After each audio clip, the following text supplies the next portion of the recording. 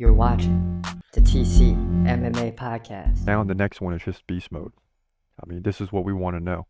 You got the Brazilian in Ketlen Vieira taking on the newcomer slightly in Kayla Harrison, who came in and beat Holly Holm, and I didn't think that would happen. And I said if that would happen, I'll give her respect. But that doesn't mean I'm definitely going to take her to win, because we cherish the predictions, right? So we got to do our due diligence.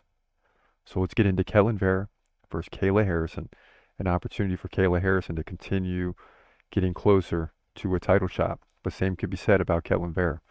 Very close fight here. Let's get into it right now. In the women's bantamweight division at UFC 307, you got Ketlen Vieira taking on Kayla Harrison, who looked impressive in her first UFC fight. She's still 17-1, Vieira. The Brazilian, look out, 14-3. Both ladies 5'8", right? They're both still right in that prime window. Harrison 34, Vieira 33. Ketlen Vieira has a 2-inch reach advantage. She stands right-handed. Harrison stands left-handed. Kayla Harrison is a dominant striker. 7.5 significant strikes per minute on average, at least in her first UFC fight. Vieira, more fights, right at 3 significant strikes per minute. So you know she's looking for takedowns. But Harrison lands more than a takedown and a half per round. Vieira lands like one every other round. But she's got a 92% takedown defense. Beat Pannie Kianzad by decision. Lost to Rockwell Pennington by a split decision, which just propelled Pennington closer to the belt. She did beat Holly Holm by split decision and Miesha Tate by decision, and she has won 3 of the last 4. Now, Kayla Harrison ended up submitting Holly Holm.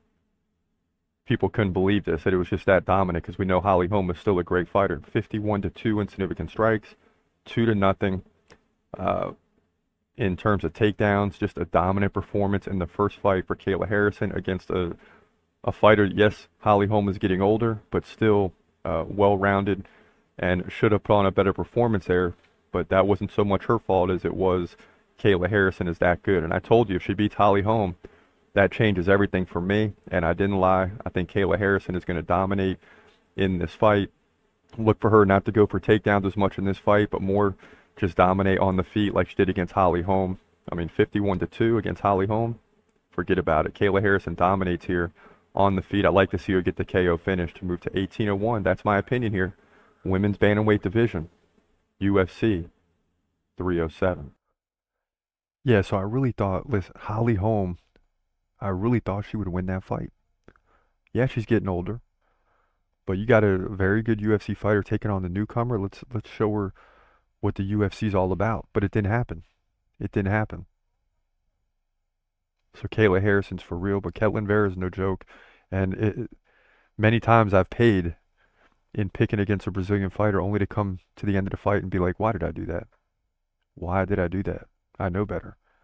But this is a tough one. And I just think Kayla Harrison has more power. She can take the fight anywhere it needs to go. And she might be on a title hunt. This might be the biggest transfer since Michael Chandler, who almost won the belt against Oliveira. So this is a big deal. And if she can get this win, you know, she's just getting real close to a title shot. Just because everything she brought in to the UFC behind her. She comes into the UFC and beats Holly Holm and Ketlen Vieira. All right, we got to put her up there and see what's up. He's gon' fight, wait, he's gon' fight, wait. Hold your breath till the end of the night. Last fight of call, UFC at its height. Yeah. Bringing that thunder with all his might. Saying, step up, wanna fight? Hold up, think twice. Gladiator, assassin, reckless, no abandon. Walk through that cage, he'll leave your ass straight.